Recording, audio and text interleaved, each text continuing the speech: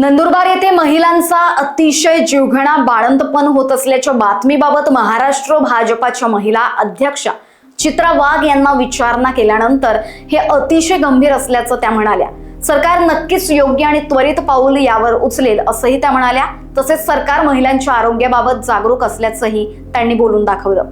नाही, सुरक्षित मातृत्व मिळावं, ज्या आधी घरी डिलिव्हरी व्हायच्या, ज्यामध्ये आईच्या आणि बाळाच्या दोघांच्या जीवाला धोका होता, आणि त्यासाठीच प्रधानमंत्री मातृवंदन योजना ही एक योजना संपूर्ण देशामध्ये राबवली जाते।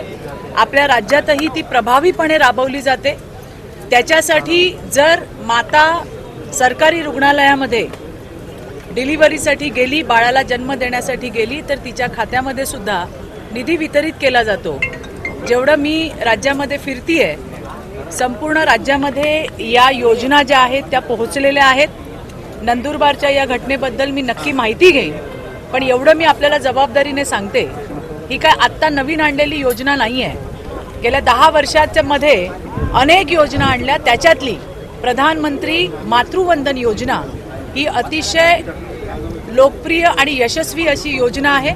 नंदुरबारमध्ये सुद्धा याची अंमलबजावणी निश्चितच झालेली असेल, तरी आपण जे म्हणताय त्या अनुषंगाने मी पुढील माहिती घेऊन आपल्याला कळवते। लोकवाहिनी न्यूज करिता कॅमेरा पर्सन अविनाश तोतळेसह पूजा येरगुडे, नागपूर।